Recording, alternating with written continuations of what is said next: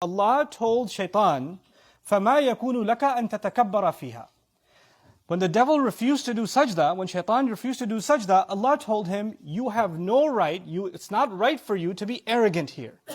The problem of the devil was arrogance. And that's the reason he got kicked out. فَخْرُجْ إِنَّكَ مِنَ الصَّاغِرِينَ. Get out of here. He was expelled because he was arrogant. Now, because he's angry at humanity, you expect that he would turn back to Allah and say, well, you kicked me out of here because I'm arrogant. I'm going to prove to you that they're arrogant. So they don't deserve this place either.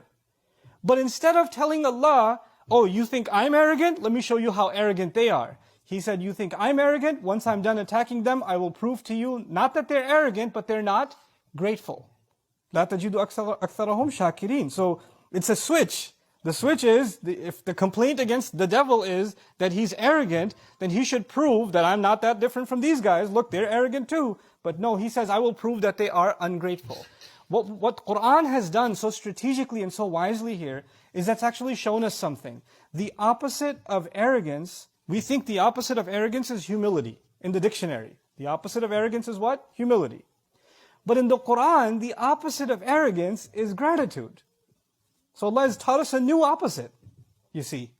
And so what we're learning now is, it is impossible for a human being to be arrogant if they are grateful.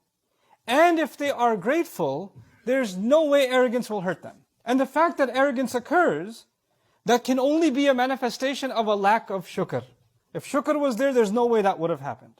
So that's the first important thing. When someone says, hey, at least I'm not arrogant, well, from the Quran's definition, don't just think about arrogance as someone who thinks very highly of themselves, or is full of themselves, or is mean towards others. You and I have to check ourselves, how grateful are we? Because if gratitude is missing, then arrogance is there. Because these are opposites in the Quran now. These have been placed against one another. The next thing that's important here, I kept telling you, Shaitan comes from 4 directions. And now we're learning, if his attack is successful, what's the goal? The goal is not for human beings to make a mistake. That's not his goal. That's not enough. Because Allah created the human beings programmed to make mistakes. كُلُّ بَنِي آدَمْ خَطَّاءُونَ. All children of Adam keep on making mistakes. That's what we do. Human beings are not made perfect. We're not angels. We have choice. We have shortcomings. As a matter of fact, I kept telling you, even when we do good deeds, they have shortcomings. Even when we make salah, it's not perfect. Even when we recite Quran, it's not perfect. Even when we do Hajj, it's not perfect. When we fast, it's not perfect. So we're imperfect by definition. So the fact that we have mistakes is no surprise. The devil's mission is not to get us to make a mistake. The devil's mission is clear in this ayah. Once I attack them from these directions, I will prove to you that they are not grateful. If he can get gratitude out of us as a result of our mistakes, then he's successful. That's actually his goal, to remove the sense of appreciation of Allah and to do things out of the appreciation and the shukr to Allah, our optimistic, feeling towards Allah.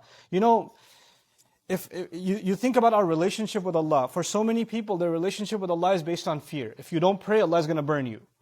If you don't do this, Allah is going to punish you. Your first impulse of your relationship with the one who made you is that you should be afraid of Him. And though fear is a part of my relationship with Him, the most powerful force inside me that should make me do something for Allah, like pray, like eat halal, like do the right thing, like stay away from evil deeds, is actually gratitude. Allah has done so much for me, the least I can do is these few things.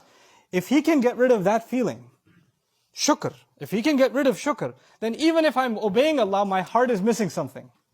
It's not going to have what it really, really needs to be able to carry on. It is out of a sense of gratitude that we are in obedience to Allah. Which is why Fatiha, that calls us to Allah's worship, إِيَّاكَ نَعْبُدُ, begins with gratitude. Alhamdulillah is where it begins, and then we get to worship. Because that sense of appreciation of Allah is what drives us more than anything else. But really what I wanted to spend the majority of this khutbah on is these attacks again, and how each of them, we can be protected from those attacks if we are grateful. Now let me phrase that another way. He said to Allah, I will attack them from 4 sides, and I'll prove to you that they're not grateful. In other words, if they were grateful, these attacks wouldn't have worked.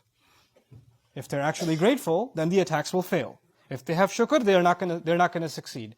So though I've given you long explanations of each of those directions, I'm going to walk you through each of them again briefly and describe to you in simple terms, how if we can remember to be grateful to Allah, we can actually protect ourselves from the waswasa of shaitan. When he comes from the front, he attacks you and me from the front, he tempts us from what we can have. You see something in front of you, you're tempted by it, the greed. And what comes from the front is also your future. You start thinking about your future or worried about your future. Is this going to happen or is that going to happen? And sometimes you start making bad decisions, decisions that Allah won't be happy with because you're concerned about your future.